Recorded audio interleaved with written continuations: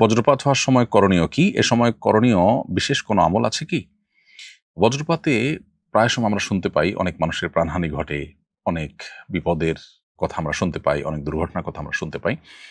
বজ্রপাতের সময় একজন ইমানদারের দুটি করণীয়ের কথা আমরা বলব। প্রথম করণীয় হলো সর্বোচ্চ সতর্ক থাকা, যাতে করে তিনি কোনো বিপদের মুখোমুখি না হন, আকস্মিক মৃত্যুর মুখোমুখি যেন না হন। সেজন্য এ বিষয়ে যারা এক্সপার্ট এবং অভিজ্ঞ আছেন, বিভিন্ন গবেষণার আলোকে যারা এ বিষয়ে যে সমস্ত নিরাপত্তা বিষয়ক পরামর্শ দিয়েছেন, টিপস দিয়েছেন, সেগুলোকে মেনে চলা একজন ইমানদারের কর্তব্য। কারণ আল্লাহ তাআলা বলেছেন, ওয়ালা তুলকু বিআইদিকুম ইলা তাহলুকা, তোমরা নিজেদেরকে ধ্বংসের দিকে ঠেলে দিও না। এজন্য আমাদেরকে আত্মরক্ষার জন্য চেষ্টা করতে হবে। বাসাবাড়িতে থাকলে আমরা যেন জানালা, দরজা ইত্যাদি ধরে না থাকি, বারান্দায় যেন না যাই, টেপে পানি দিয়ে আপনার থালা-বাসন ধোয়া বা অন্য কোনো গৃহস্থালী কাজে যেন আমরা টেপে যেন আমরা না থাকি।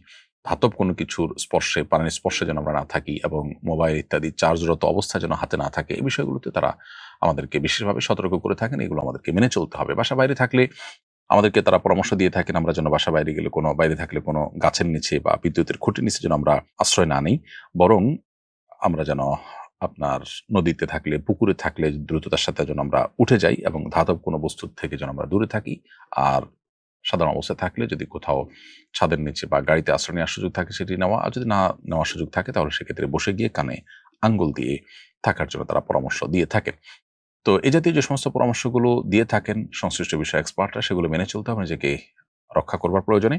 সেই সাথে একজন ঈমানদার তিনি সর্বাবস্থায় আল্লাহ তাআলা স্মরণ করবেন। একটা আসন্ন বিপদ এর শঙ্কা যখন তার হবে তখন তিনি আল্লাহর স্মরণ করবেন, আল্লাহর আশ্রয় প্রার্থনা করবেন, আল্লাহর কাছে সাহায্য চাইবেন এবং যেকোনো মুহূর্তে ঈমানদার তার মৃত্যু যেহেতু হতে পারে, অতএব আল্লাহর কাছে ঈমানদার অবস্থায় মৃত্যুবরণ করার ব্যাপারে আমাদের সবসময় মানসিকভাবে প্রস্তুতি থাকবে। সেটা তো সাধারণ অবস্থার জন্যই প্রযোজ্য। অতএব এই অবস্থা বিশেষভাবে আল্লাহর কাছে আশ্রয় চাইতে হবে। আল্লাহ যেন রক্ষা করেন, কোনো বিপদ যেন না দেন, আল্লাহ যেন হেফাজত করেন। ঈমানদার আল্লাহর কাছে দোয়া করলে, আল্লাহর প্রতি মনোনিবেশ করলে একদিকে সেটি আল্লাহ তাআলা কাছ থেকে সাহায্য পাওয়ার জন্য বিশেষ কারণ হবে। দ্বিতীয়ত তার মনোবলকে আল্লাহ তাআলা বাড়িয়ে দিবেন এবং তার সাহস বাড়বে। আল্লাহ তাকে হেফাজত করবেন ইনশাআল্লাহ তাআলা।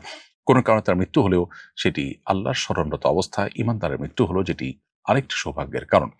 এছাড়াও মেঘের গর্জন যখন আমরা শুনতে পাবো তখন একটি দোয়া পড়ার কথা সাহাবী আব্দুল্লাহ ইবনে জুবাইর রাদিয়াল্লাহু তাআলা থেকে বর্ণিত হয়েছে। ইমাম বুখারী রাহিমাহুল্লাহ আল আদাবুল মুফরাদে এটি উল্লেখ করেছেন। তিনি মূলত একটি তাসবিহ, আল্লাহর পবিত্রতা জ্ঞাপন করতেন। যখন মেঘের গর্জন শোনা যেত, অন্য কথাবার্তা বন্ধ করে আল্লাহর দিকে মনোনিবেশ করে তিনি বলতেন, সুবহানাল্লাযী ইউসাব্বিহুর রা'দু বিহামদিহি ওয়াল মালায়েকাতু মিন খিফাতিহি। অতএব মেঘের গর্জন হলে আমরা এটি পড়তে পারি। এর বাইরে আল্লাহ তাআলার কাছে সাধারণ অবস্থাতে যেকোনো আসন্ন বিপদ থেকে বাঁচার জন্য আমরা সর্বোচ্চ সচেষ্ট থাকব।